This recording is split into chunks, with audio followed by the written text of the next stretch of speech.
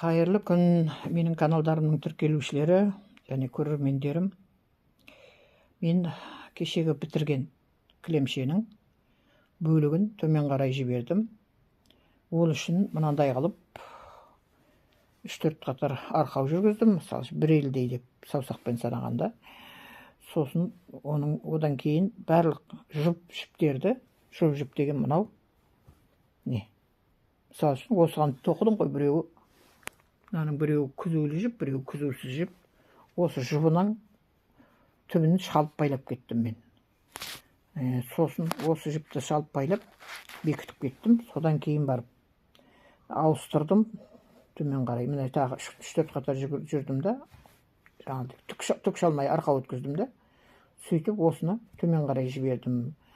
Өйтетін себебіміз, мына кілемшелердің арасын бөлген уақытта бұл босап кетпейді. Тоққан жеріміз босап кетпейді, мықты күйінде тұрады. Содан кейін тағы қатты керіп аламыз. Бұл әуелде 4 метр қылып жүгірілген, ұзын столдың бойына жүгірілген жіптер. Мен осыдан бір жүгіріп алып, біратала 2-3 кілемшені шығару үшін осындай әдіс қолданып жүрмін.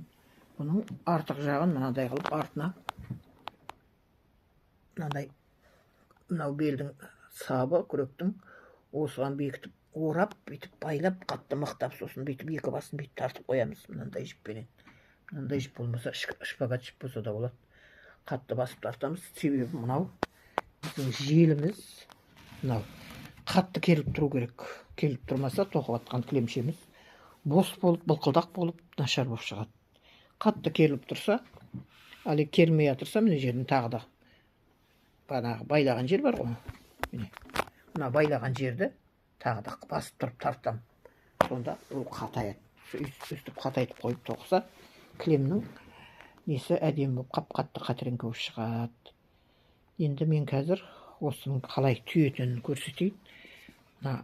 Мына жіпті, мысалы үшін мен өз қолыммен түсіріп, бір қолмен түсіріп отырғандықтан қиындық келтірейін деп тұр. Міне 2 жіпті алдым. Осыған мына жіпті бүйтіп орап алып, 2 жіпке түбіне қарай тартамын. Түбіне қарай тартамын. Сосын тағы да осы жіпке бір шаламын. Маған қиын болып тұр. Дегенмен де осындай әдістерін үйретуім керек болып тұр. Білгісі келетін, тоқысы келетін кісі мына қалай жалғастырып тоқыды екен деп ойлап қалмасын деп соны түсіндіріп жатырмын. Мынау 2-ші рет шалдым міне. Мен тарттым. Сонда мынау мықты болып, арқау ертең күні қайта араларын қиған уақытта сетінеп кетпейді шашағы. Бұл сол үшін керек міне. Тағы да 2-ін алдым. Жіпті орап шалып алдым. Оны түбіне жақындаттым. Мінеки, түбіне жақындаттым. Сосын тағы да 2-ші рет осы жіпті тағы да шалып аламын.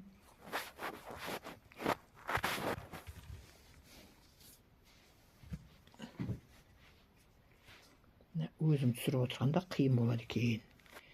Өстіп бекітіп отырамыз. Сонда мына шашақ, мынадан кейінен тағы да бір елдей 4-5 қатар жүргізіп алып, постой жаңадегі түксіз нені да арқауды мынадай арқауды жүргізіп алып, содан кейін барып кілемшенің түгін бастап кетемін, узорын бастап кетемін яғни.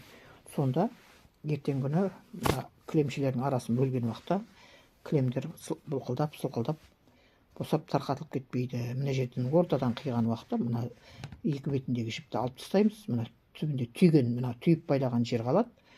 Сонда мынау деген кішігірім шашақ болып шығады. Кілемшенің шашағы болып.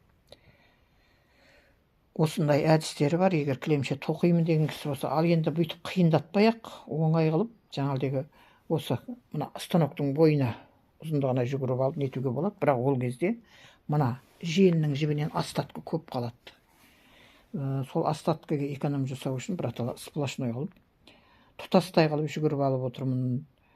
Осы орыстың сөзін араластырмайын десем де араласып кете береді. Аузымыз әдеттеніп қалған. Осындай түсіндіре алдым ба екен деп ойлаймын. Шама келгенше бұл тоқим деген ынталанған адамға пайдасы тиер деп салып отырмын. Көріп тамашалағандарыңызға көп рахмет.